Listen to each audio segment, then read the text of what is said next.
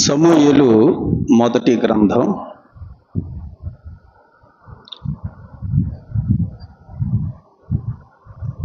16వ అధ్యాయం.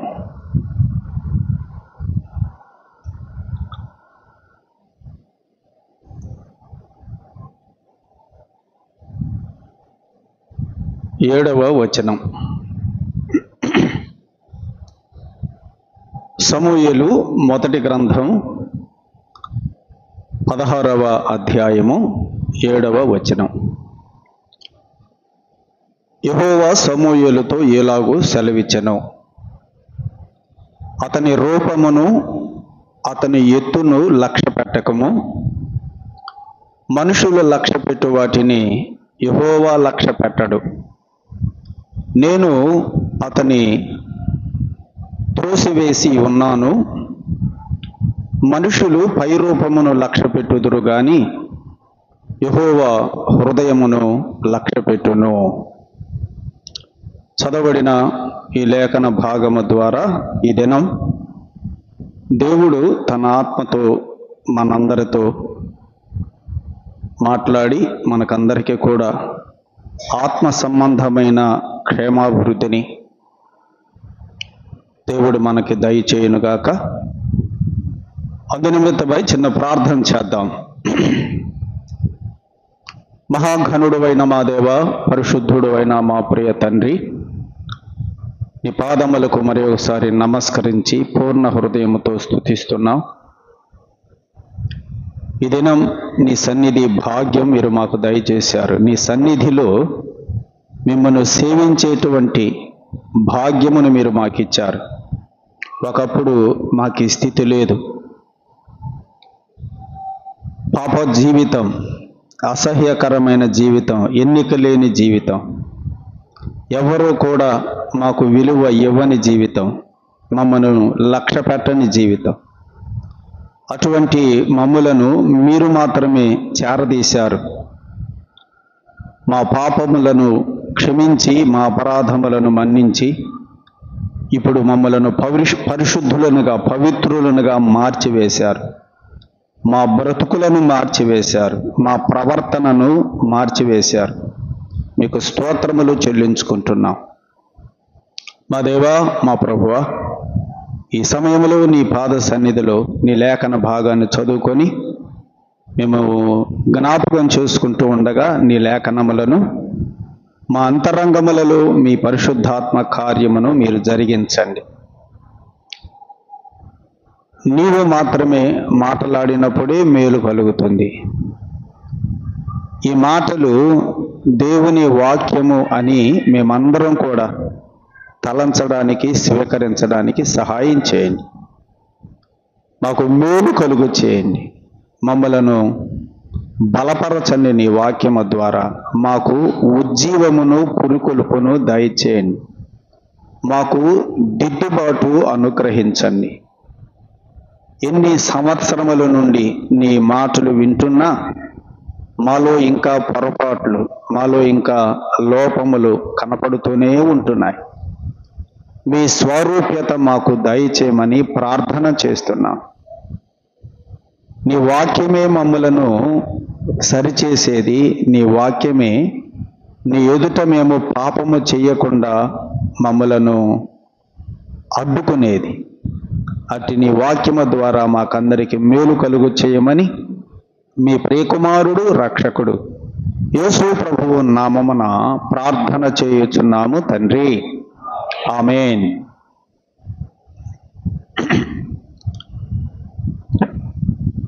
ప్రభునందు ప్రియులారా,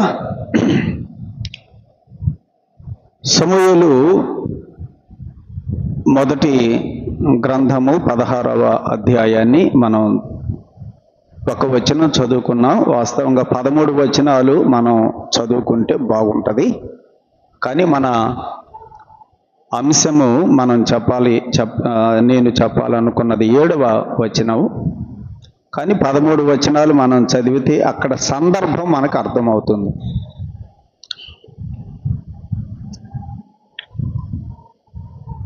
సౌలు దేవుని దృష్టిలో అవిధేయుడిగా ఉన్నప్పుడు దేవుడు సౌలును విసర్జించాడు, సౌలును త్రోసివేశాడు.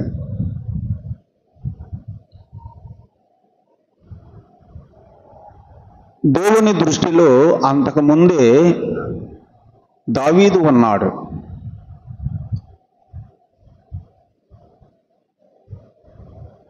ఇశ్రాయేలీయుల 12 గోత్రాల మీద దావీదుని రాజుగా ఏర్పాటు చేయాలని దేవుడు ముందుగానే ఆలోచన కలిగి ఉన్నాడు.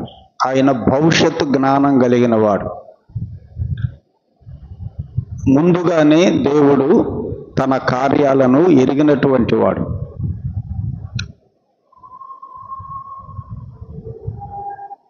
సౌలును దేవుడు విసర్జించిన తరువాత సమూయేలు ఆలోచనలో పడ్డాడు. సౌలును నేనే కదా రాజుగా అభిషేకించాను, ఇప్పుడు అతడు విసర్జించబడ్డాడు, దేవుడు అతన్ని త్రోసివేశాడు అని కొంత బాధపడుతూ ఉంటే అప్పుడు దేవుడు సమూయేలుతో మాట్లాడాడు. నువ్వెంతకాలం దుఃఖపడతావు సౌలుని గురించి? లేచి నీ దగ్గర ఉన్న కొమ్మును తైలముతో నింపుకొని యెషయి ఇంటికి వెళ్ళు, అతని కుమారులలో ఒకనిని నేను రాజుగా అభిషేకించాలనుకున్నాను. పేరు చెప్పలా, వెళ్ళి దావీదుని అభిషేకం చెయ్యని చెప్పలా. అతని కుమారులలో నేను ఒకనిని రాజుగా అభిషేకించాలని అనుకుంటున్నాను, నీవు వెళ్ళు అని దేవుడు సమూయేలును పంపినప్పుడు సమూయేలు బెత్లెహేమ గ్రామం వెళ్ళాడు, యెషయి ఇంటికి వెళ్ళాడు. ప్రవక్త మా ఇంటికి రావడం ఏంటి అని కొంత కంగారు పడ్డాడు యెషయి. అయ్యా నువ్వు వస్తున్నావు మా దగ్గరికి, మా ఇంటికి వస్తున్నావు, సమాధానంగానే వస్తున్నావు అంటే నేను సమాధానంగానే వస్తున్నాను, దేవుడు నాకు ఇలాగూ సెలవిచ్చాడు, నీ కుమారులలో ఒకరిని అభిషేకించమని పంపించాడు, నీ కుమారులందరినీ పిలిపించు అని దేవుడు సమూయేలు యెషయితో చెప్పినప్పుడు అప్పుడు అతని కుమారులందరిని కూడా అతని ఎదుటికి సమూయేలు ఎదుటికి తీసుకొచ్చాడు యెషయి. అందరూ నిలబడ్డారు. అప్పటికి యెషయి కుమారులు సౌలు యొక్క రాజ్యంలో సైన్యాధిపతులుగా, ఆ యుద్ధ సైనికులుగా వాళ్ళు పనిచేస్తున్నారు. అప్పటికి కూడా సైనికులుగా ఉన్నారు. వారందరూ నిలబడినప్పుడు అయితే ఎవరిని అభిషేకించాలో దేవుడు సమూయేలుతో చెప్పలేదు. దేవుని యొక్క కార్యాలు కొన్నిసార్లు మనకి అర్థం కావు, దేవుడు కూడా చెప్పడు కూడా, అవి మనమే అనుభవంతో తెలుసుకోవాలి. అది దేవుడు ముందే చెప్పొచ్చుగా, దావీదుని వెళ్ళి అభిషేకించమని చెప్పాడా? చెప్పలా. దేవుడు అట్లా చెప్పడు. కొన్ని అవి మనమే అనుభవంతో తెలుసుకుంటాం అన్నమాట విషయాలు. అది యెషయి యొక్క కుమారులందరూ నిలబడినప్పుడు సమూయేలు ఏలీయాబును చూచి, మనం చదువుతున్నాం 6వ వచనంలో ఆ మాట ఉంది, ఏలీయాబును చూచి నిజముగా యెహోవా అభిషేకించిన వాడు ఆయన ఎదుట నిలిచి ఉన్నాడని ఏలీయాబును చూసి అనుకున్నాడు. ఏలీయాబును చూసి ఎందుకు అనుకున్నాడంటే, రాజు కావాలంటే అర్హతలే ఉండాలి, రాజు కావాలంటే అర్హతలే ఉండాలి, యుద్ధం చేయగలిగి ఉండాలి, శత్రువులతోటి మంచి జ్ఞానం ఉండాలి, మంచి తెలివి ఉండాలి కదా, రాజుకు తగినటువంటి శరీర సౌష్ఠవము కలిగి ఉండాలి కదా, ఆ దేహ దారుఢ్యం కలిగి ఉండాలి, ఆ పర్సనాలిటీ అంటారు, ఆ పర్సనాలిటీ అనేది ఉండాలి. ఇప్పుడు పోలీసు సెలక్షన్స్ కూడా వెళ్ళేటప్పుడు కదా, వాళ్ళు కూడా కొన్ని టెస్టులు పెడతారు, హైట్ చూస్తారు, హైట్ ఉండాలి, వెయిట్ ఉండాలి, ఛాతీ కొలత ఎంత ఉండాలని కొన్ని కొలతలు పెడతారు. అలాగే రాజు కావాలన్నా కూడా కొన్ని అర్హతలు ఉండాలి. ఈ సమూయేలు కూడా ఇలాగే ఆలోచన చేసుకొని ఏలీయాబుకి అర్హతలు ఉన్నాయి కాబట్టి దేవుడు ఇతడినే రాజుగా అభిషేకిస్తున్నాడని అనుకున్నాడు.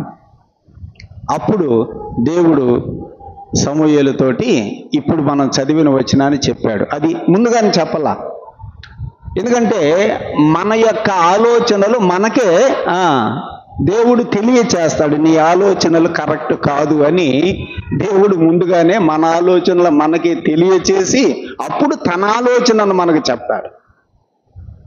అది కొన్ని విషయాలు మనకి డైరెక్ట్గా చెబితే అర్థం కావు, అనుభవంతో తెలుసుకోవాలి. మనం కొన్ని విషయాలు అనుభవంతో తెలుసుకున్నవే స్థిరంగా ఉంటాయి కూడా. కొంతమంది కొన్నిసార్లు పెద్దోళ్ళు చెబితే మనకు బుర్రకెక్కవు మాటలు, కుర్రోళ్ళకి కదా, వాళ్ళకు కూడా జీవితంలో అనుభవంతో తెలిస్తే కానీ అప్పుడు వాళ్ళకి కొన్ని విషయాలు తెలిసి రావు. దేవుడు కూడా ముందుగా చెప్పలా, సమూయేలు ఆలోచనలు సమూయేలుకే తెలియాలి, నా ఆలోచనలు కరెక్ట్ కాదు అని. అందుకనే ఇప్పుడు దేవుడు 7వ వచనంలో చెప్పాడు, అతని రూపమును అతని ఎత్తును లక్ష్య పెట్టకము. అలాగైతే సమూయేలు ఏమి లక్ష్య పెట్టాడు? అతని పర్సనాలిటీని లక్ష్య పెట్టాడు, అతని హైట్ని లక్ష్య పెట్టాడు, అతని ఛాతిని లక్ష్య పెట్టాడు కదా. అది వీటిని లక్ష్య పెట్టాడు. దేవుడు అంటున్నాడు, నీవు వాటిని లక్ష్య పెట్టవద్దు, మనుషులు లక్ష్య పెట్టు వాటిని యెహోవా లక్ష్య పెట్టడు. మనం చూసేది ఇవే కదా. మనుషులమైనటువంటి మనము లక్ష్య పెట్టేది ఏంటంటే పై వాటినే లక్ష్య పెడతాం. మనుషులు లక్ష్య పెట్టు వాటిని యెహోవా లక్ష్య పెట్టడు. ఇది మనందరం కూడా తెలుసుకోవలసినటువంటి మంచి సత్యం అన్నమాట. మనము పై విషయాలనే లక్ష్య పెడతాం. అది దేవుడు పై విషయాలను ఎప్పుడు కూడా లెక్కలోకి తీసుకోడు. అతని రూపమును అతని ఎత్తును లక్ష్య పెట్టకము, మనుషులు లక్ష్య పెట్టు వాటిని యెహోవా లక్ష్య పెట్టడు.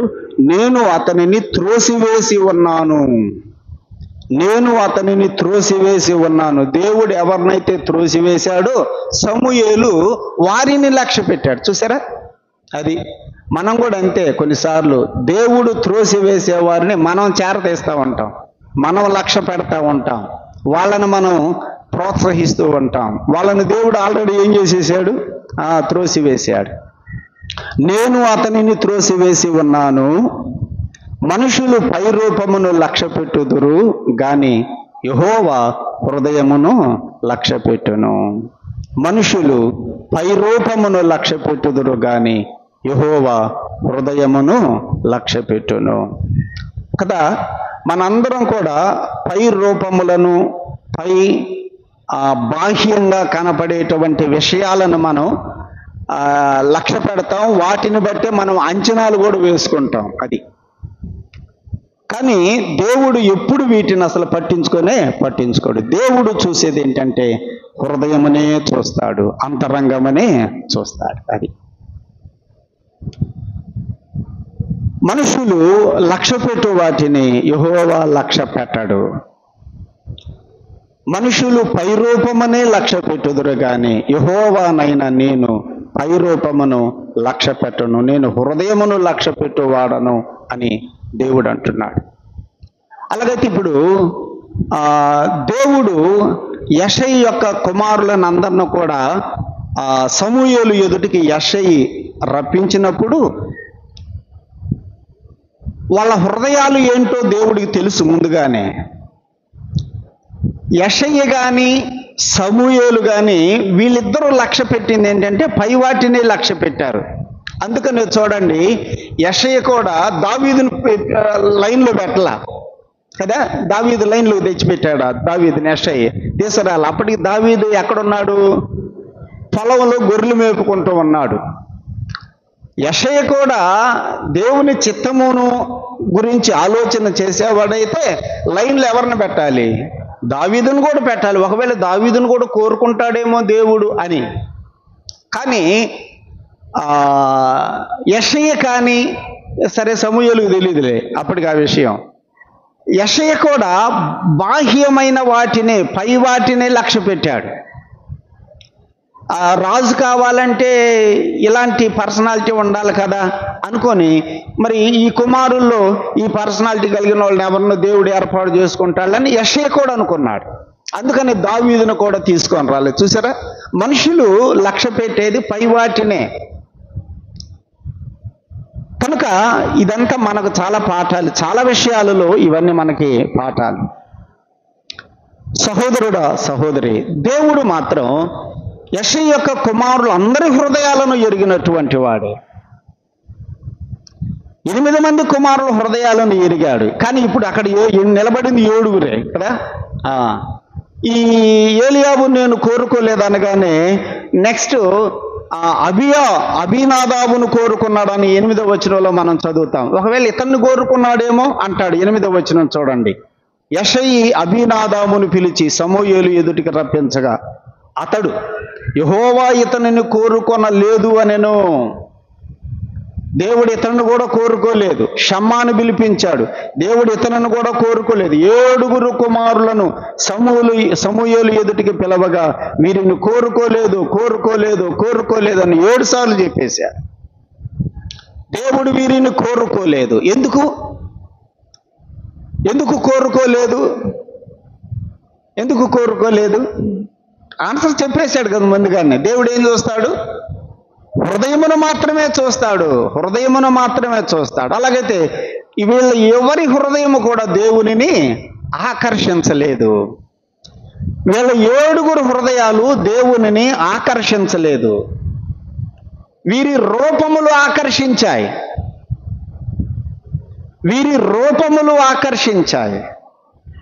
వీళ్ళ పర్సనాలిటీలు ఆకర్షించాయి. వీళ్ళ శరీర సౌష్ఠవం ఆకర్షించింది. కానీ దేవుడు వీటిని లక్ష్య పెట్టలేదు. దేవుడు హృదయమునే చూశాడు. అయ్యా, నీ విషయంలో నా విషయంలో కూడా దేవుడు చూసేది అదే. మన బాహ్య క్రియలు, మన బాహ్య చేష్టలు దేవుడు వీటిని అసలు చూడడు. ఒకవేళ ఉంటే మంచిది. కానీ వీటితో పాటుగా దేవుడు ఏం చూస్తాడు? హృదయమును కూడా చూస్తాడు. దేవుడు హృదయమును లక్ష్య పెట్టువాడు.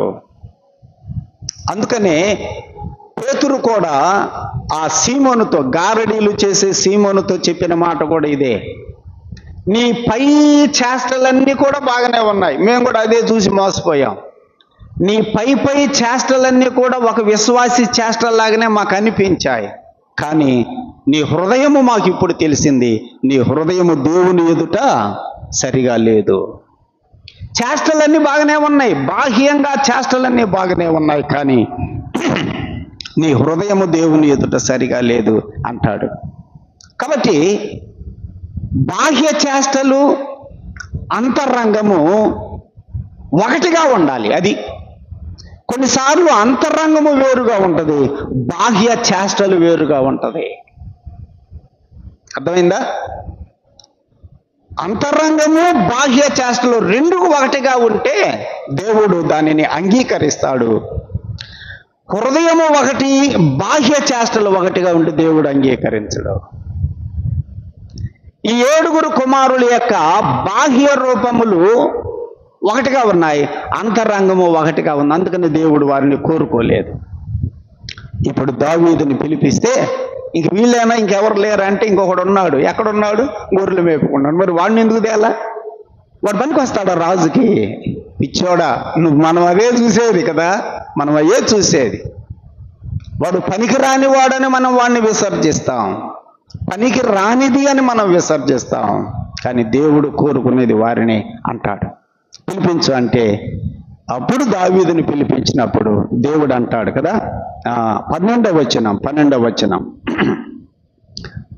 అతడు వానిని పిలువనంపించి లోపలికి తోడుకొని వచ్చెను. అతడు ఎర్రని వాడును, చక్కని నేత్రములు గలవాడును, చూచుటకు సుందరమైన వాడునై ఉండెను.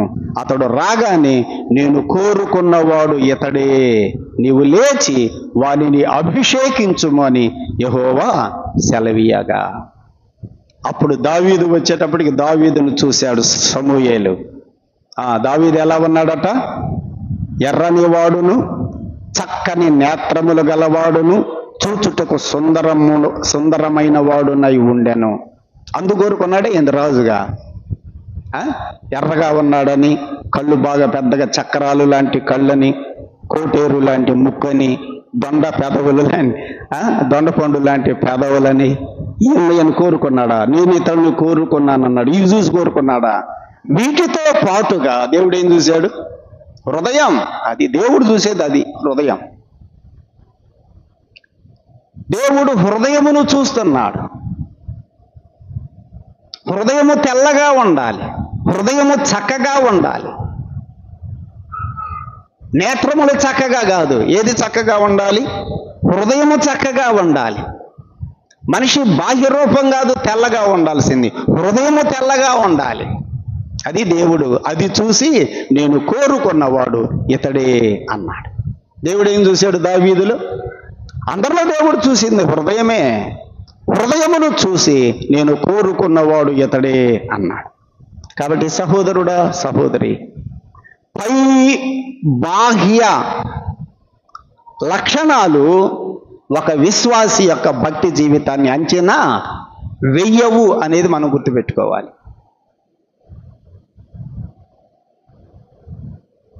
బాహ్య లక్షణాలు ఒక వ్యక్తి యొక్క భక్తి జీవితానికి నిదర్శనం అని మనం నిర్ధారించకూడదు.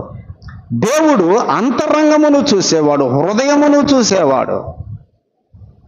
మనం ఏంటంటే బాహ్య ఆ లక్షణాలనే చూస్తాం. అన్ని బాగానే ఉన్నాయి, మంచి భక్తి కలిగిన వాడే, మంచి భక్తి కలిగినది అని మనం అనుకుంటాం.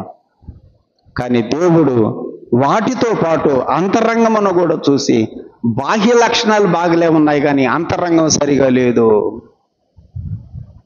నో అంటాడు దేవుడు. ఈ మధ్యాహ్న కాల సమయంలో దావీదు యొక్క హృదయమును దేవుడు చూసి దావీదును రాజుగా కోరుకున్నాడు. నేను కోరుకున్నవాడు ఇతడే. దేవుడు నిన్ను కోరుకోవాలంటే, నన్ను కోరుకోవాలంటే, దేవుడు మనలను కోరుకోవాలంటే ఆయన చూసేది మన అంతరంగం, మన మనస్సు చూస్తాడు, హృదయం. అలాగైతే దావీదు యొక్క హృదయమును దేవుడు చూసి దేవుడు దావీదును రాజుగా అంగీకరించాడంటే దావీదు హృదయము ఎలా ఉంది? దావీదు హృదయం ఎలా ఉంటే దేవుడు అంగీకరించాడు రాజుగా? దావీదు హృదయం దేవుడికి ముందుగానే తెలుసు. ఎలాంటి హృదయం కలిగిన వాడు దావీదు హృదయం? ఆయన భవిష్యత్తు ఎరిగినటువంటి వాడు కదా. అలాగైతే ఈ సమయంలో దావీదు యొక్క హృదయం ఎటువంటిదని దావీదు ఎరిగి దావీదును కోరుకున్నాడు. దేవుడు నిన్ను నన్ను కూడా కోరుకొని, దేవుడు నిన్ను నన్ను కూడా కోరుకొని, రాజుగా కాదు, నాయకులుగా కాదు, సేవకులుగా కాదు, అసలు ఆయన మనకి తోడుగా ఉండటానికి, ఆయన మన ప్రక్కన నిలిచి నేనున్నానులే అని మనకు అభయం ఇవ్వడానికి కోరుకోవాలి మనల్ని. అలాగూ కోరుకోవాలన్నా కూడా ఆయనకు మన హృదయం నచ్చాలి, మన హృదయం ఆయనను ఆకర్షించగలగాలి. అలాగైతే దావీదు హృదయం ఎటువంటిదని దేవుడు చూసి దావీదును కోరుకున్నాడు. నీ హృదయం నా హృదయాన్ని కూడా దేవుడు చూస్తాడనే విషయాన్ని మనం గమనిద్దాం. ప్రియులారా, దావీదు హృదయాన్ని గురించి మనం ఈ మధ్యాహ్న కాల సమయంలో కొన్ని సంగతులను జ్ఞాపకం చేసుకుందాం. దావీదు హృదయం ఎటువంటిది? దేవుడు చూసేది అదే కదా. ఎటువంటి హృదయం కలిగిన వాడు దావీదు? ఒక 10 విషయాలు మనము దావీదు హృదయాన్ని గురించి లేఖనాలలో మనం జ్ఞాపకం చేసుకుందాం.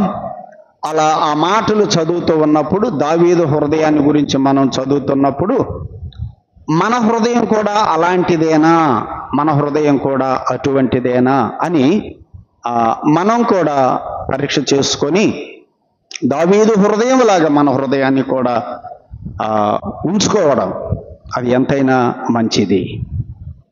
26వ కీర్తన చూడండి. కీర్తనల గ్రంథంలో 26వ కీర్తన 2వ చరణములో దావీదు ఏమన్నాడో చూడండి. దేవునితో, యెహోవా నన్ను పరిశీలించుము, నన్ను పరీక్షించుము, నా అంతరింద్రియములను నా హృదయమును పరిశోధించుము అన్నాడు. దేవుని దగ్గరికి వెళ్ళి దావీదు చెప్తున్నాడు. ఏం పరిశోధించమంటున్నాడు? నన్ను పరిశీలించు, నన్ను పరీక్షించు. పై రూపాన్ని కాదు, దేన్ని పరీక్షించమంటున్నాడు?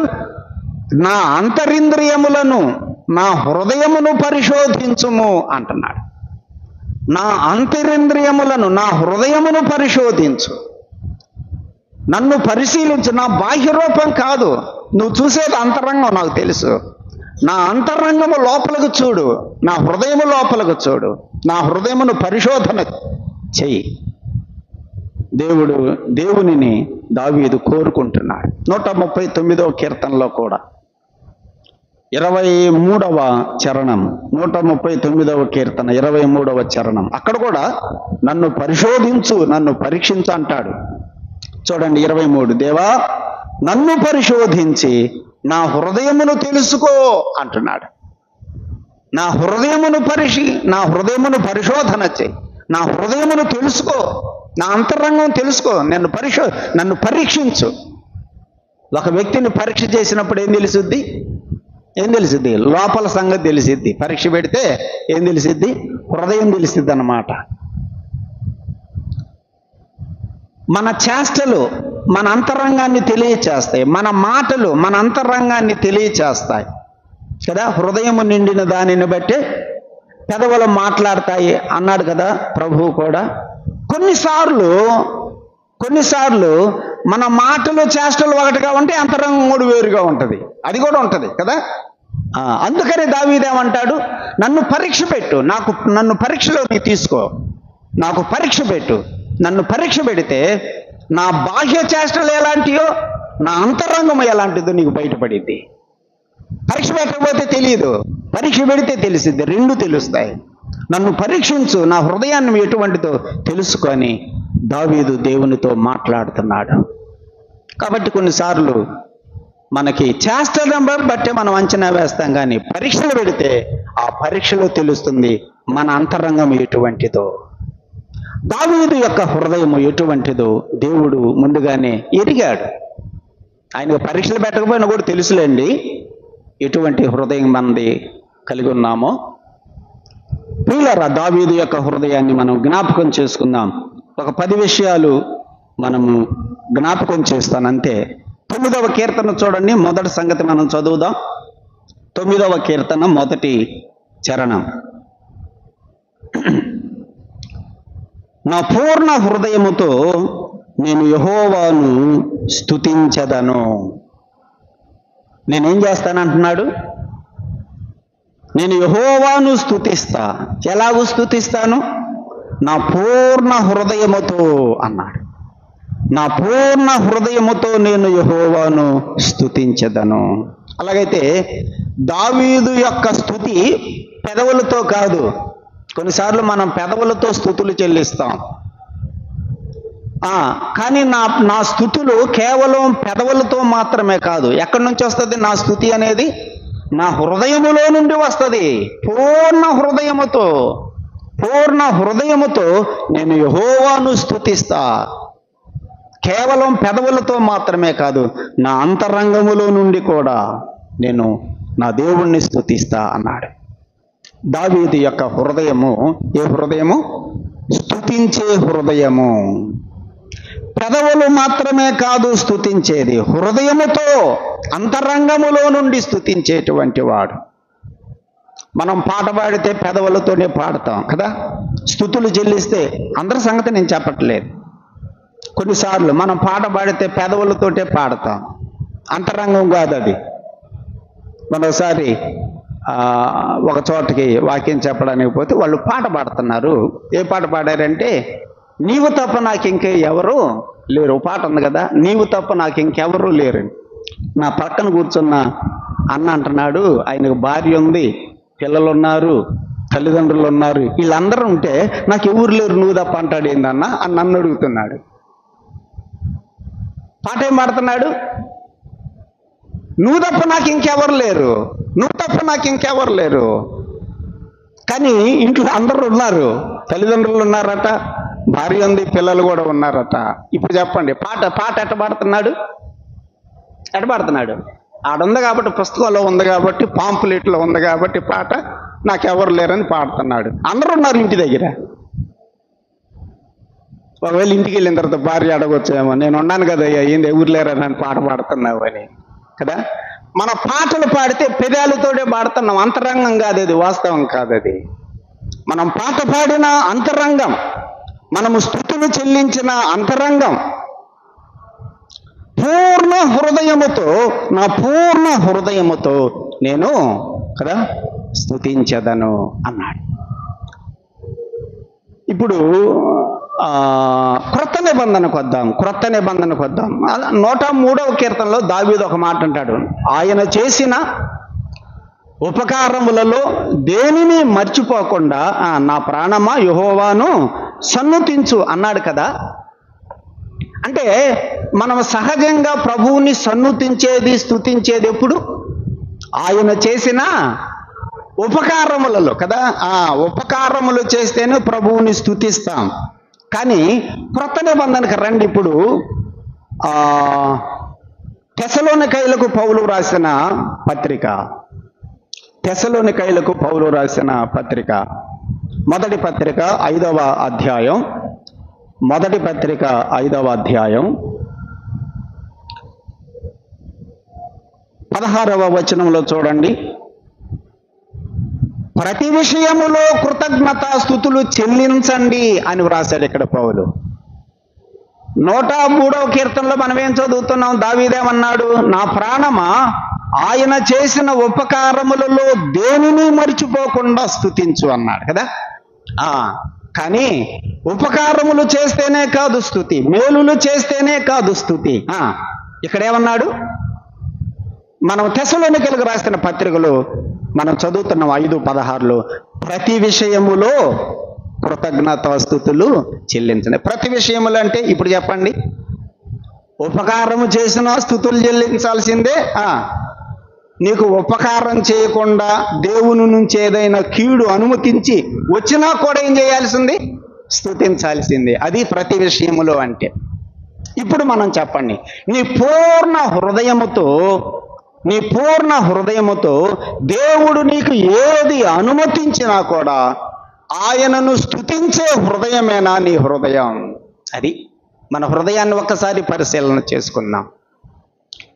ఉపకారములు చేస్తేనేనా, మేలులు చేస్తేనేనా పూర్ణ హృదయముతో ప్రభువుని స్తుతించేది? లేదా ఆయన అనుమతితో ఏదైనా ఒక కీడు మనకు వచ్చినా కూడా, ఆయన అనుమతితో మనకేదైనా ఇబ్బంది వచ్చినా కూడా, దేవా నీకు స్తోత్రములు ప్రభువా అని చెప్పగలిగే హృదయమేనా మన హృదయం? వాక్యం చెప్పేది ఏంటంటే, ప్రతి విషయములో ఆయనకు కృతజ్ఞతాస్తుతులు చెల్లించండి. మన హృదయం ఎటువంటిది? మేలులు జరిగినప్పుడే నా ప్రభువుని స్తుతించేది. ఒకవేళ కీడు సంభవించిన ప్రభువుని స్తుతించవా? ప్రభువుని స్తుతించే హృదయం నీకు లేదా? బాధపడే హృదయమా, దిగులు పడే హృదయమా నీ హృదయం? పూర్ణ హృదయముతో ప్రతి విషయములో కూడా మనము దేవుణ్ణి స్తుతించే హృదయం కలిగిన వారంగా ఉండాలి.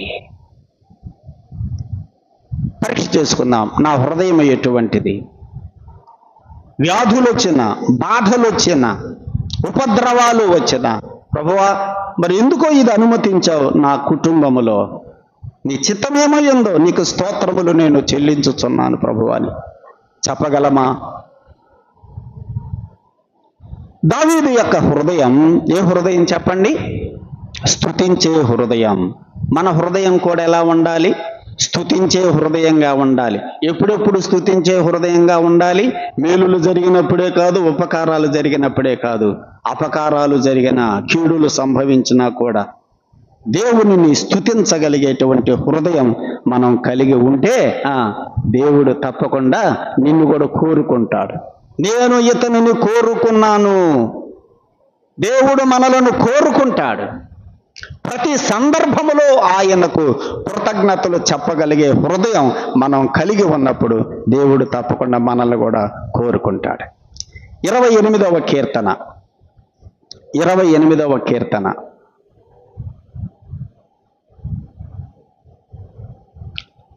7వ చరణం. 28వ కీర్తన 7వ చరణం. యెహోవా నా ఆశ్రయము, నా కేడెము, నా హృదయము ఆయన యందు నమ్మిక ఉంచెను. నా హృదయము ఆయన యందు నమ్మిక ఉంచెను. ఏ హృదయం దావీదు హృదయం చెప్పండి? ఏ హృదయం దావీదు హృదయం?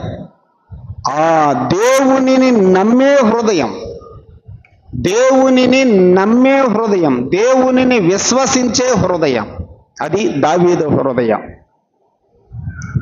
ఒకవేళ దావీదు దేవుణ్ణి విశ్వసిస్తే, దావీదును నమ్మితే తన హృదయంలో ఎలా నమ్ముతాడు? 26వ కీర్తన చూడండి, మొదటి చరణం. 26వ కీర్తన మొదటి చరణం 2వ లైన్ చదువుతున్నా. ఏమీయూ సందేహపడకుండా యెహోవా యందు నేను నమ్మిక ఉంచి ఉన్నాను. దేవునిని నమ్మితే ఏ హృదయంతో నమ్ముతాడు ఆయన? దావీదు సందేహము లేకుండా నమ్ముతాడు. అది సందేహము లేదు, అనుమానమే లేదు. నా దేవుడు నా విషయములో ఈ కార్యమును ఆయన చిత్తమైతే జరిగించి తీరుతాడు, ఆయనకి ఇష్టమైతే, లేకపోతే లేదు, నేనేం బాధపడను. అది దావీదు హృదయం. సందేహము లేకుండా నమ్మకము పెట్టుకోగలిగిన హృదయము దావీదు హృదయం. దేవుడికి తెలుసు దావీదు హృదయం ఎటువంటిదో. అమ్మా, నీ హృదయం ఎటువంటిది? నమ్మకం కలిగిన హృదయమైన దేవుణ్ణి నమ్ముతున్నావా? నీ హృదయపూర్వకంగా అనుమానాలతో కాదు, సందేహం లేకుండా నమ్మగలుగుతున్నావా? గొలియాతు మీదకి యుద్ధానికి వెళ్ళేటప్పుడు అందరూ అనుమానపడ్డారు దావీదును చూసి కదా. సౌలు అనుమానపడ్డాడు, ఇశ్రాయేలు సైన్యం అంతా అనుమానపడింది. ఏది పిల్లోడు పోతున్నాడేంది, గెలవగలడా? దావీదు చెప్పాడు, సింహము నోటిలో నుండి, ఎలుగుబంటి నోటిలో నుంచి నన్ను రక్షించింది ఎవరు అన్నాడు? నా దేవుడే కదా. వాటి నుండి రక్షించిన నా దేవుడు ఈ ఫిలిస్తీనీ చేతుల నుంచి నన్ను ఎందుకు రక్షించడు? నేను నమ్మకం పెట్టుకుంది నా దేవుడి మీద, పరిస్థితుల మీద కాదు. నా దేవుణ్ణి నేను నమ్ముకున్నా. నా దేవుడు నన్ను రక్షించేవాడు, నా దేవుడు నన్ను విడిపించేవాడు. దావీదు హృదయం దేవుడికి తెలుసు. సందేహము లేకుండా, అనుమానం లేకుండా దావీదు యొక్క మనసంతా దేవుడి మీదే ఉండిద్ది. అమ్మా, అయ్యా, నీ హృదయం ఎటువంటిది? అంత ఖచ్చితంగా దేవుని మీద నమ్మకం పెట్టుకొని ధైర్యంగా ఉండగలుగుతున్నావా? పరిస్థితులలో ఆలోచన చేయండి. దావీదు యొక్క హృదయము దేవునిని నమ్మిన హృదయం. ఎలా నమ్మాడు? సందేహము లేకుండా యెహోవా యందు నేను నమ్మిక ఉంచి ఉన్నాను అన్నాడు. 27వ కీర్తన 8వ చరణం. నా సన్నిధి వెదకుడని నీవు సెలవీయగా. దేవుడు మనకేమి సెలవిస్తున్నాడు? ఏం వెదకమంటున్నాడు? సన్నిధి వెదకండి. నా సన్నిధి ఎక్కడ ఉంటుందని వెదకండి, నా సన్నిధిని వెదకండి అని నీవు నాకు సెలవిస్తే నేనేమంటున్నాను? యెహోవా, నీ సన్నిధి నేను వెదకెదను అని నా హృదయము నీతో అనేను. దావీదు హృదయం ఏమంటుంది దేవుడితోటి? నీ సన్నిధిని వెదుకుతున్నానయ్యా అని నా హృదయము నీతో అనేను. దావీదు హృదయము దేవుని సన్నిధిని వెదికే హృదయం. దావీదు హృదయము దేవుని సన్నిధి ఎక్కడ ఉంటుందా అని దావీదు సన్నిధిని వెదికే హృదయం. ఖమ్మం జిల్లాలో మణుగూరు ఉంది. నా భార్య వాళ్ళ అక్క, బావ వాళ్ళిద్దరు అక్కడ ఉన్నారు. అంటే మా తోడలుడు బాలాజీ అన్నయ్య, ఆయన అక్కడ ఖమ్మంలో మణుగూరులో జాబ్ చేస్తుంటే సెలవులు ఎప్పుడు ఏదో సెలవులు వచ్చినాయి, దసరా సెలవులు ఏయో సెలవులు వస్తే మమ్మల్ని రమ్మన్నాడు. 2 రోజులు పోదురు రండి, 1 వారం ఉండి వెళ్తారు రండి అంటే మేము వెళ్ళాం. మణుగూరు వెళ్ళాం, ఖమ్మం జిల్లా. వెళితే అక్కడ ఆదివారం వచ్చింది. మేమున్న రోజుల్లో ఆదివారం వచ్చింది. ఆదివారం ఏం చేయాలి? మనం తప్పకుండా ఆరాధనకి వెళ్ళాలి. ఇక నేను ఉదయాన్నే బైబిల్ చదువుకొని ప్రేయర్ చేసుకొని మందిరం ఎక్కడ ఉంటుందా అని ఆరాధన చేయాలి కదా. ఆరాధన ఏ మందిరానికంటే ఆ మందిరానికి వెళ్ళలేక మన సహవాసం ఎక్కడ ఉంటే బాగుండు సరే అని చర్చిలు వెతుకుతామని బయలుదేరే నేను. సరే భక్త్ సింగ్ గారి సహవాసం ఒకటి నాకు కనపడింది. వెళ్ళి కొంచెం వాళ్ళ వివరాలు కూడా అడిగాను, ఏ సహవాసం ఇది అది ఇది అని అడిగితే చెప్పారు వాళ్ళు. 8 గంటలకు ఆరాధన జరిగిద్దంటే చెప్పారు, టైం చెప్పారు. సరే అని చెప్పి నేను మరలా ఇంటికి వచ్చి రెడీ అయ్యి మళ్ళీ నేను వెళ్ళా. నేను మందిరాన్ని ఎక్కడ వెళ్దామని వెతుకటానికి నేను వెళ్ళేటప్పుడు ఒకతను నాకు ఎదురొచ్చాడు. ఒకతను నాకు ఎదురొచ్చి ఆయన నన్ను అడిగింది ఏంటంటే, సినిమా హాల్ ఎక్కడ ఉంది ఇక్కడ అని నన్ను అడిగాడు. ఆయన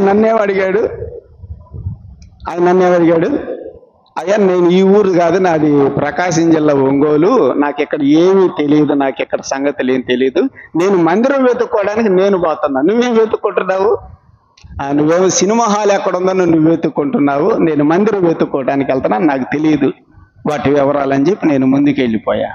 కొంతమంది ఏం వెతుక్కుంటారు, ఏం వెతుక్కుంటారు కొంతమంది కదా, లోక సంబంధులు లోక సంబంధమైన వాటిని వెతుక్కుంటారు.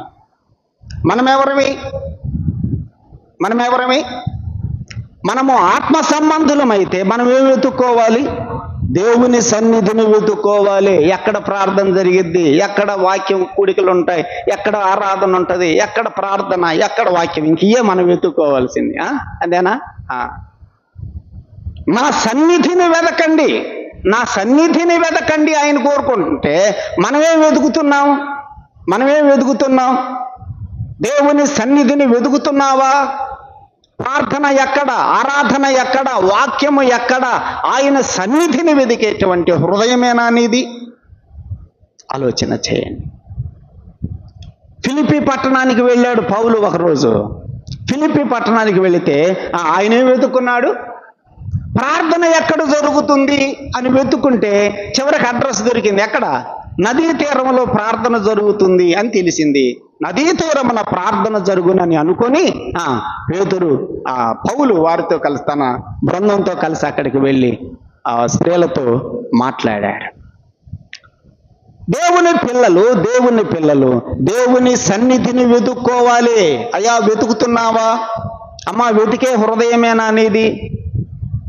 ఫలానా చోట దేవుని సన్నిధి ఉందని మనకు తెలిసినా కూడా మనం కదా. ఇంక నీ హృదయం ఏం హృదయం?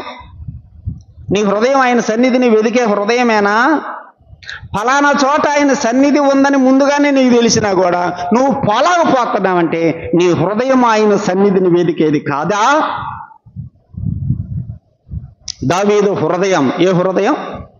నా సన్నిధిని వెతికే హృదయం నీది. అందుకే నువ్వు నాకు కావాలి. ఏ పరిస్థితులలో కూడా నన్ను నువ్వు స్తుతించే హృదయం నీది. అందుకే నువ్వు నాకు కావాలి.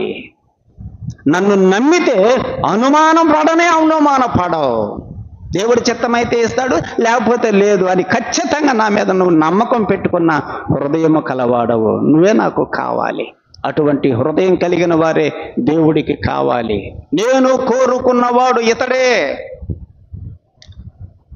ప్రియులారా, దావీదు హృదయం మన హృదయాన్ని ఒకసారి పోల్చుకుందామా? మనం కూడా అలాంటి హృదయం కలిగిన వారమేనా? 17వ కీర్తన చూడండి, కీర్తనల గ్రంథం 17వ కీర్తన 3వ చరణం. 17వ కీర్తన 3వ చరణం. రాత్రివేళ నీవు నన్ను దర్శించి నా హృదయమును పరిశీలించితివి. ఇందాక మనం చదివాం కదా, దావీదు దేవుడి దగ్గరికి వెళ్ళి ఏమని అడిగాడు? నన్ను పరిశీలించు, నన్ను పరీక్షించు, నన్ను పరిశీలించి నన్ను పరీక్షించని దావీదు దేవుని దగ్గరికి వెళ్ళి నిలబడ్డాడు ఒకరోజు. దేవుడు దావీదుని పరిశీలించాడు, పరీక్షించాడు. అందుకని ఇప్పుడు అంటున్నాడు, నన్ను పరిశోధించితివి కదా, నా హృదయమును పరిశీలించితివి, నన్ను పరిశోధించితివి. దేవుడు నిన్ను కూడా పరీక్ష పెడతాడు, గుర్తుపెట్టుకో. దేవుడు నిన్ను కూడా పరిశోధన చేస్తాడు, నన్ను కూడా. ఆయన పరిశోధనలలో గుండా తీసుకెళ్లే మనల్ని కోరుకుంటాడు. ఊరకు నువ్వు బాప్తిసం తీసుకొని నువ్వు రోజు కూడికలకు వస్తా ఉంటే నిన్ను కోరుకోడు. దేవుడు మనల్ని కోరుకునేది ఎప్పుడంటే ముందు నిన్నేం చేస్తాడు? పుటమ వేస్తాడు, కొలిమిలోకి తీసుకెళ్తాడు. పరీక్షించకుండా, పరిశోధన చేయకుండా దేవుడు ఎవరిని కోరుకోడు. గుర్తుపెట్టుకోండి ఈ విషయం. దేవుడు మనలను కోరుకోవాలంటే, కోరుకోవటం అంటే మళ్ళీ సంఘ పెద్దగాను సేవకుడుగాను కాదు, దేవుడు నీకు తోడుగా ఉండటానికి నిన్ను కోరుకోవాలి. నాకు నువ్వే కావాలి అని నిన్ను కోరుకోవాలంటే నిన్ను పరీక్షిస్తాడు, పరిశోధన చేస్తాడు. ఇక్కడ దావీదు కూడా అదే అన్నాడు, నన్ను పరిశోధించితివి కదా, నా హృదయమును పరిశీలించితివి. ఏం కనపడలేదట? ఏ దురాలోచన కాన రాలేదు కదా నీకు. నా హృదయములో ఏ దురాలోచన నీకు కాన రాలేదు అంటున్నాడు. దావీదు హృదయం చెప్పండి, ఎటువంటి హృదయం? పరీక్ష పెడితే, పరిశోధన చేస్తే ఆయన మనసులో కూడా కదా, ఆయన మనసులో కూడా చెడ్డ ఆలోచనే లేను. అబ్బా, కొంతమంది పైకి బాగానే ఉంటారు కానీ లోపల ఆలోచనలన్నీ చెడ్డ ఆలోచనలు. దావీదు కొడుకే అట్లాంటోడు, అమ్నోను కదా. అమ్నోను ఎట్లాంటోడు? అబ్షాలోము చెల్లెలు ఏ పేరు? అమ్మాయి పేరు తామారుని, నాన్న నాకు జ్వరం వచ్చింది, ఆ అమ్మాయి వచ్చి నాకు కొంచెం వంట చేయాలి అని పిలిపించుకున్నాడు కదా. ఎంత దుర్మార్గుడు! వాడి లోపల ఆలోచనలేంటి? ఆ అమ్మాయి శీలాన్ని పాడు చేయాలని. పైకెట్టున్నాడు, చెల్లి బల్లి అని పిలిచాడు. ఉంటారు ఎట్లాంటి వాళ్ళు దరిద్రులు. పై మాటలు, పై చేష్టలు వేరుగా ఉంటాయి, లోపల ఆలోచనలు వేరుగా ఉంటాయి. జాగ్రత్త. దావీదు అన్నాడు, నా హృదయములో కూడా నీకు ఏ దురాలోచన కానరాలేదు. ఎవరితో చెప్పాడు ఈ మాట? దేవుడితోటి చెప్పాడు డైరెక్ట్గా. నా హృదయమును పరిశోధన చేశావు, నా అంతరంగమును పరిశీలన చేశావు. దేవా, నా హృదయములో ఎప్పుడన్నా నీకు చెడ్డ ఆలోచన కనపడిందా? నేను ఈ మాట చెబుతుంటే మీలో మరి బత్షెబని ఎట్ట కోరుకున్నాడయ్యా అని వచ్చిందా? క్వశ్చన్ వచ్చిందా? రాలే ఎవరికి? మరి ఆ చెడ్డ ఆలోచన వచ్చిందా రాలేదా? వచ్చిందా రాలేదా? దేవుడే చెప్పాడు దావీదు గురించి, ఆ ఒక్క విషయములో తప్ప అన్నాడు. ఆ రెఫరెన్స్ ఉంది, రాజుల గ్రంథంలో ఉంది. ఊరియా భార్య విషయములో తప్ప. అసలు ఆ ఒక్క విషము చొక్కబడింది ఇంకంతే దావీదు జీవితంలో. దేవుడే సాక్ష్యం ఇచ్చాడు, ఆ ఒక్క విషయములో తప్ప దావీదు నా ఎదుట యథార్థమైన హృదయము కలవాడు అని చెప్పాడు. దేవుడు ఆ ఒక్క దాన్ని క్షమించాడు కూడా తర్వాత. సోదరుడా, సోదరి, నీ హృదయ ఆలోచనలు ఎలా ఉన్నాయి? పైకి బాగానే ఉంటాం మనం, పైకి వందనాలు సిస్టర్ అంటాం. ఆ సిస్టర్ పట్ల నీ ఆలోచన ఎలాంటిది? పైకి వందనాలు బ్రదర్ అంటాం, లోపల నీ ఆలోచన ఎలాంటిది? నా హృదయములో ఏ దురాలోచన నీకు కానరాలేదు కదా. ఏ చెడ్డ ఆలోచన లేని హృదయం దావీదుది. అమ్మా అయ్యా, అందుకే దేవుడు కోరుకున్నాడు దావీదుని. మన ఆలోచనలు ఎలాంటివి? 131 కీర్తన చూడండి. 131 కీర్తన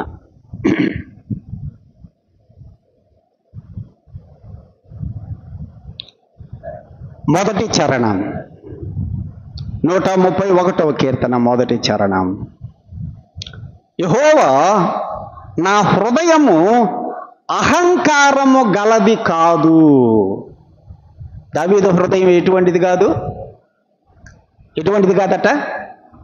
అహంకారం. అహంకారం అంటే అలంకారం కాదు, అహంకారం అంటే గర్వము లేనిది. అది నెక్స్ట్ లైన్లో కూడా అదే మాట చెప్పాడు చూడండి, నా కన్నులు మీదు చూచున్నవి కాదు. కొన్నిసార్లు మనం అంటాం కదా, వీడికి కళ్ళు నెత్తి మీదకి వచ్చాయి అంటాం కదా, అదే గర్వం అన్నమాట. నెక్స్ట్ లైన్లో ఏమన్నాడు చూడండి, నాకు అందని వాటి యందైనను గొప్ప వాటి యందైనను నేను అభ్యాసము చేసుకొనుట లేదు. దేవా, నన్ను పరిశోధన చేసావు, పరీక్ష చేసావు కదా. నా ఆలోచనలు నీకు తెలుసు, నా హృదయము నీకు తెలుసు. నా హృదయములో ఆలోచనల విషయములో నేను ఎంత యథార్థంగా ఉన్నానో నీకు తెలుసు అన్నాడు అక్కడ. ఇప్పుడేమన్నాడు, నా హృదయంలో నీకేం కనపడదు, గర్వము కూడా నాకు లేదు కదా, నీకు తెలుసు కదా. నా హృదయము అహంకారము గలది కాదు, నా కన్నులు పైకి చూసే ఏమీ కాదు, మీద చూసేవి కాదు. నెత్తి మీదకు నాకు కళ్ళు లేవు, గర్వం లేదు నాలో. ఏముంది దావీదులో? దీనత్వం.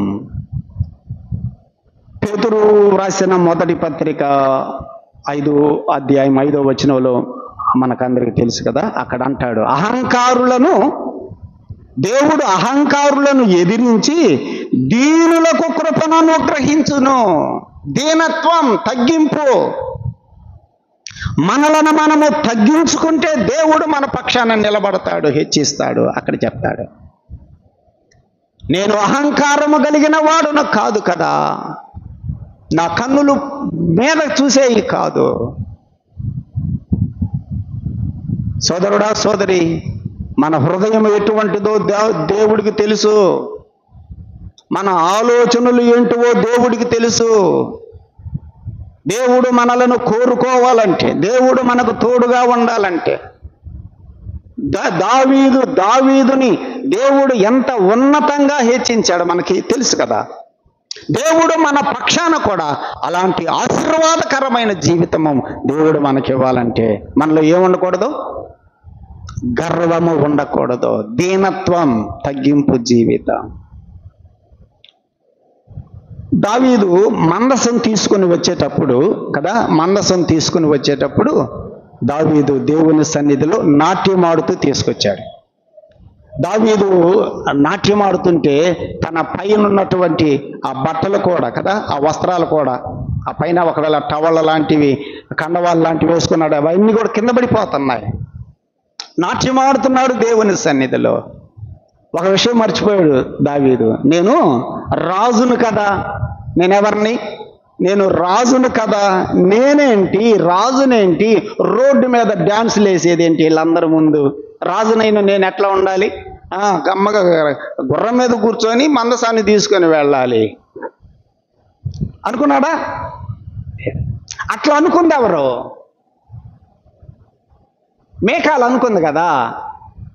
ఇదంతా ఎవరు చూస్తున్నారు? కిటికీలో నుంచి మేకాలు చూసి వచ్చిన తర్వాత దావీదుని అడుగుతుంది, ఏందయ్యా నువ్వు, ఏంది పై బట్టలు కూడా ఊడిపోయేటట్టు నువ్వు డ్యాన్స్లు వేస్తున్నావు రోడ్డు మీద, నువ్వు ఎవరివి, రాజు కదా నువ్వు, రాజు ఎట్లా ఉండాలి, రోడ్డు మీద ఇష్టం వచ్చినట్టుగా డ్యాన్స్లు వేస్తాడా, నువ్వేంటి, నీ హోదా ఏంటి, అటువంటి నీవు ఇష్టం వచ్చినట్టుగా అసహ్యంగా ఏంది రోడ్డు మీద అట్లా ప్రవర్తిస్తున్నావు అని మేకాలు దావీదుతో అన్నది. దావీదు అన్నాడు, మీ నాన్న చేతుల నుండి నన్ను రక్షించిన వాడు, గొర్రెలు మేపుకుంటున్న దేనికి పనికిరాని నన్ను ఇంతగా ఆశీర్వదించినటువంటి నా దేవుని ఎదుట నేను నాట్యమాడుతున్నాను.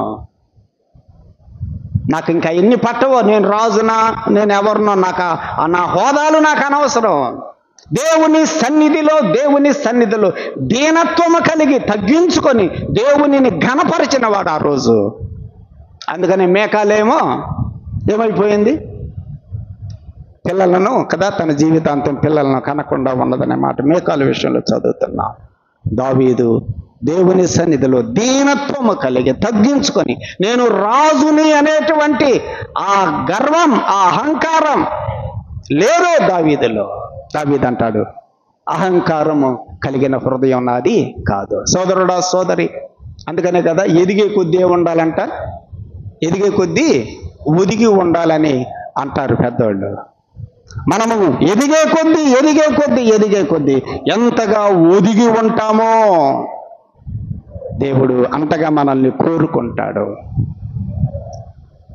సహోదరుడా, సహోదరి, దావీదు హృదయం గర్వము లేని హృదయం.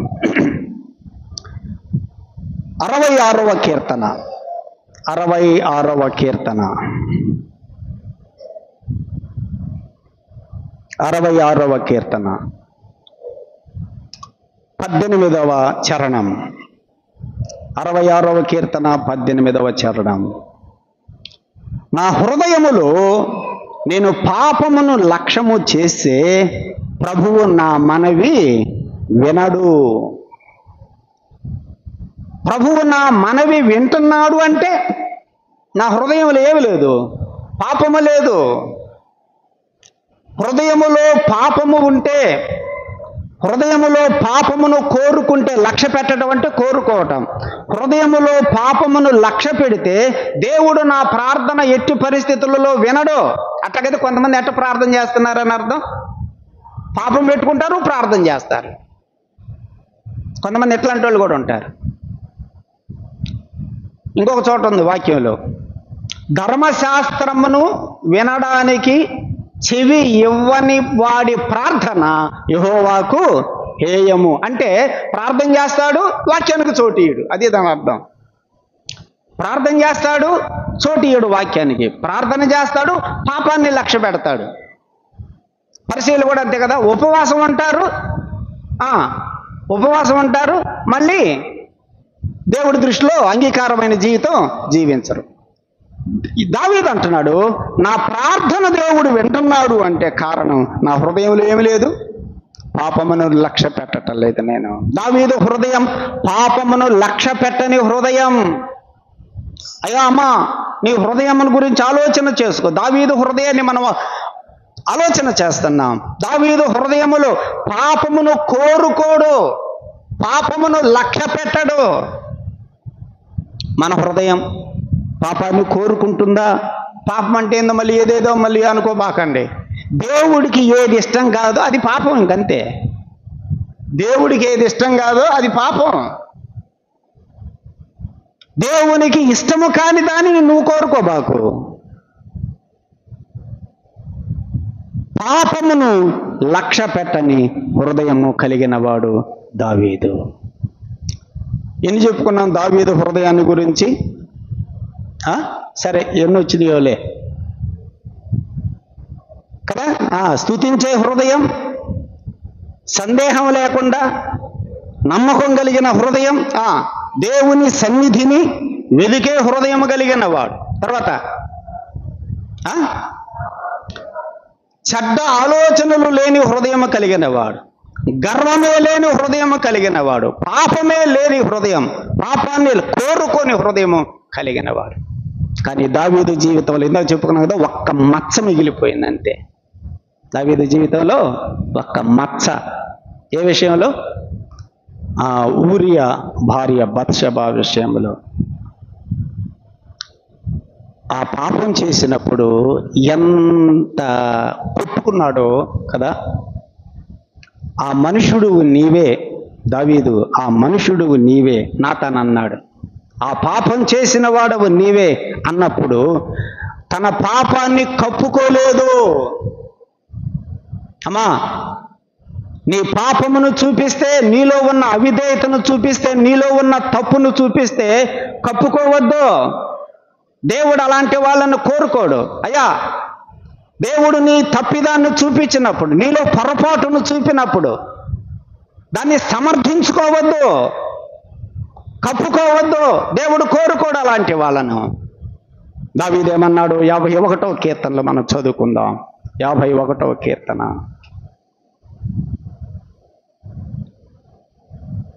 51వ కీర్తన పైన చూడండి. పైన మొదటి చరణానికి పైన వ్రాయబడిన మాట, దావీదు బత్షెబ యొద్దకు వెళ్ళిన తరువాత నాతాను ప్రవక్త అతను యొద్దకు వచ్చినప్పుడు అతడు రచించిన కీర్తన.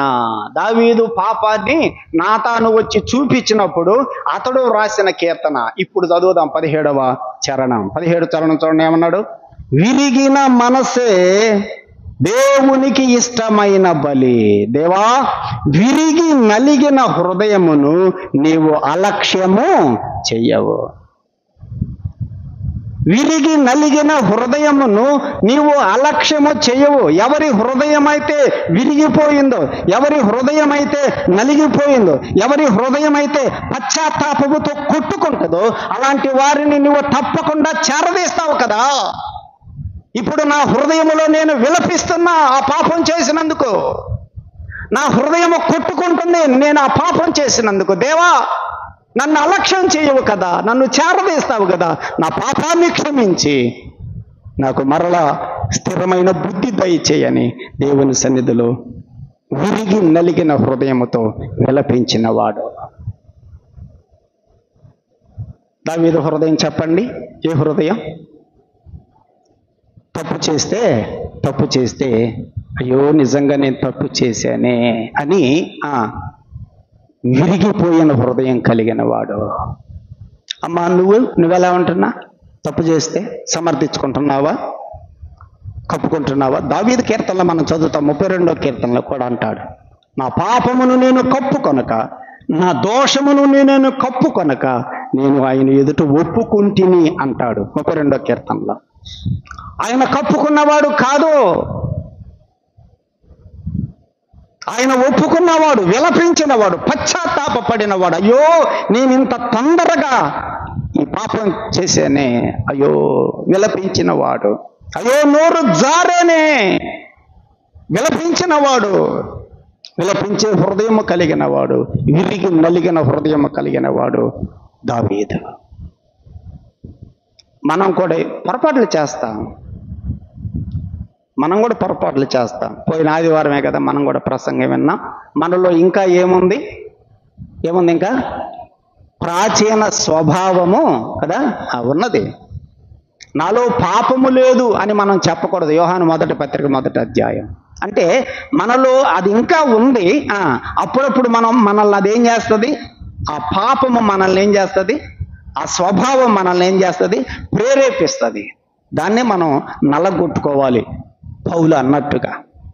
సోదరుడా, సోదరి, ఒకవేళ పొరపాటున నీవు చేసినప్పుడు, ఏదైనా పొరపాటు చేసినప్పుడు, ఎవరైనా మనల్ని హెచ్చరించినప్పుడు ప్రభువు సన్నిధికి వెళ్ళి విలపించగలుగుతున్నామా?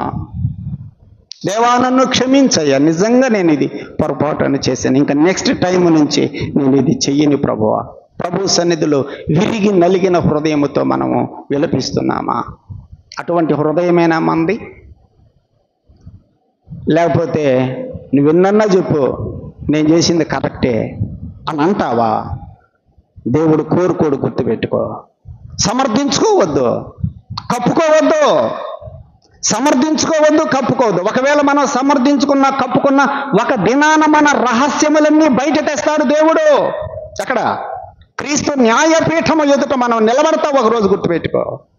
మనము సమాజము ఎదుట మనల్ని సమర్థించుకోవచ్చు, సమాజము ఎదుట మనల్ని కవర్ చేసుకోవచ్చు, సమాజము ఎదుట మనల్ని కప్పుకోవచ్చు. కానీ క్రీస్తు న్యాయపీఠము ఎదుట రహస్య జీవితాలను కూడా దేవుడు బయటకు తీసుకొని వస్తాడని చెప్పాడు. కాబట్టి ఇప్పుడే భూమి మీద మనకు దేవుడు ఇంకా మనకు సమయం ఇస్తూ ఉండగానే సరి చేసుకోవటం ఎంత మంచిది. ప్రభువు పాదాల దగ్గరికి వెళ్ళి, దేవా నన్ను క్షమించయ్యా, నేను నిజంగా పొరపాట్లు చేస్తున్నాను, తప్పిదాలు చేస్తున్నాను. విరిగి నలిగిన హృదయమును దేవుడు లక్ష్య పెట్టడు, దేవుడు వాళ్ళను చేరదీస్తాడు. ఆ చిన్న కుమారుడు వస్తే ఏం చేశాడు తండ్రి కదా? చిన్న కుమారుడు హృదయం విరిగి నలిగిన హృదయం. అలాంటి హృదయముతో ఆ కుమారుడు రాగానే కౌగిలించుకున్నాడు, ముద్దు పెట్టుకున్నాడు. ప్రభు అట్లా చేస్తాడు. దావీదు యొక్క హృదయం విరిగి నలిగిన హృదయం. 78వ కీర్తన, 78వ కీర్తన.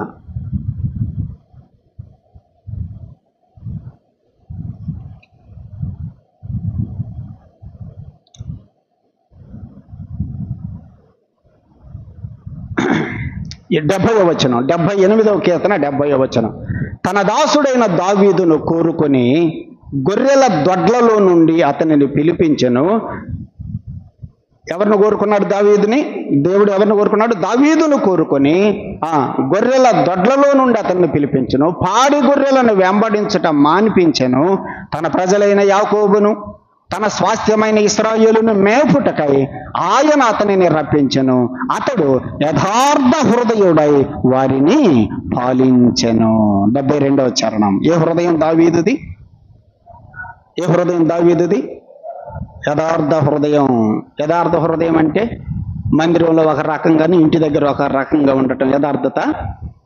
మందిరంలో నువ్వు ఎట్లా ఉంటావు, ఇంటి దగ్గర కూడా అట్లా. మందిరంలో నువ్వు ఎట్లా ఉంటావు, ఆఫీసులో కూడా అట్లా. మందిరంలో నువ్వు ఎట్లా ఉంటావో కాలేజీలో కూడా అట్లా. అది యథార్థత అంటే. దావీదు హృదయం యథార్థమైన హృదయము కలవాడు. 40వ కీర్తన 8వ చరణం.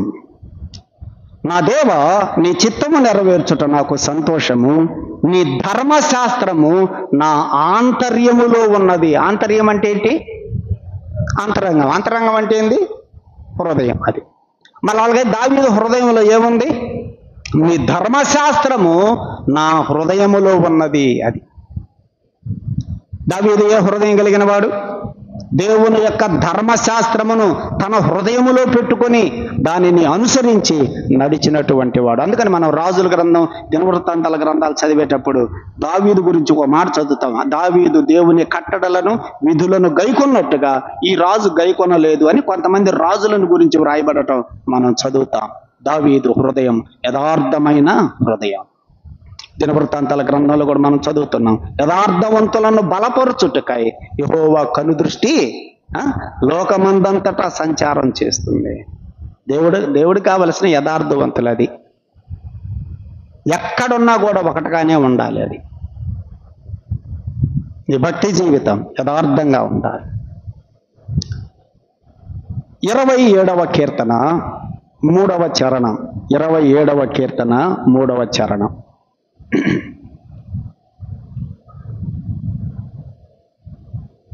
నాతో యుద్ధము చేయడానికి దండు దిగినను నా హృదయము భయపడదు.